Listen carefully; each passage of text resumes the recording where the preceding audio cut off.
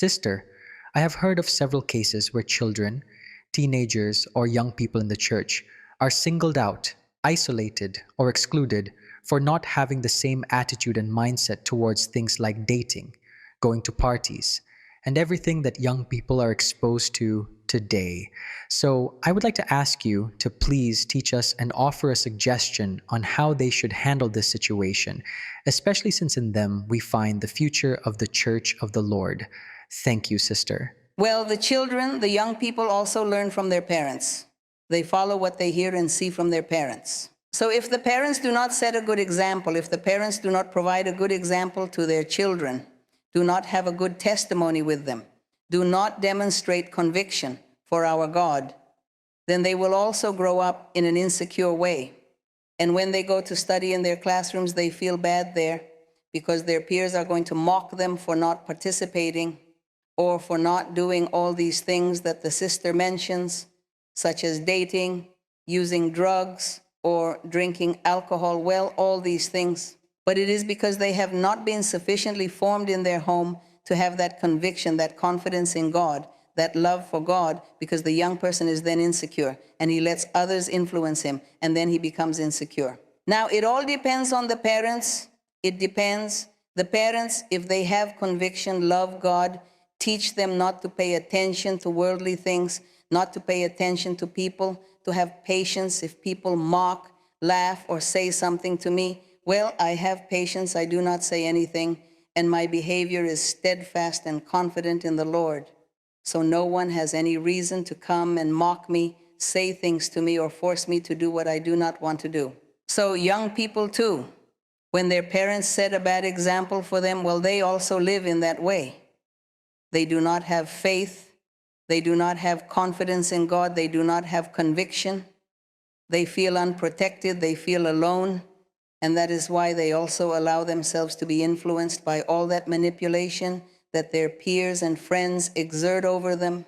So we must pray and teach them not to pay attention to these comments, that we must please God, that we must love God and not give importance to them.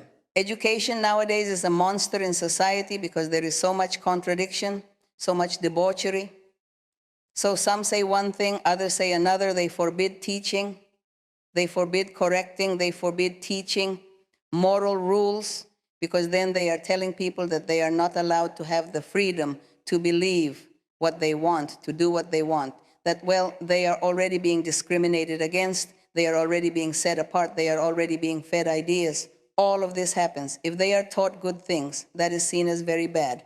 And if they are taught other things that are wicked, well, everything goes wrong. So what should we as parents do? Seek God. Be sincere. We must be very honest with God. When we are honest with God, and I'm speaking to parents, God also blesses the children and keeps them and protects them and instills in them. The Lord himself instills in the heart of the boy or the girl, he instills that fear of the Lord. And so they will not be swayed by what their classmates or study mates tell them. They will no longer pay attention, and they will be respected, because I have seen in the church throughout all these years, I have seen many parents who do not educate their children because they do not set a good example for them. They don't have a good testimony. But I also know children and young people who earn people's respect and have conviction. They love God, they seek God, and they earn the respect of their schoolmates. No one is against them because they behave in a well-mannered way. And that is very noticeable. Then admiration comes for them. I know many pre-adolescent youths whose behavior at school earns them good remarks from everyone. They are not subjected to bullying, mockery, coercion, or criticism because they command respect. But who gave them that respect? God did. Why?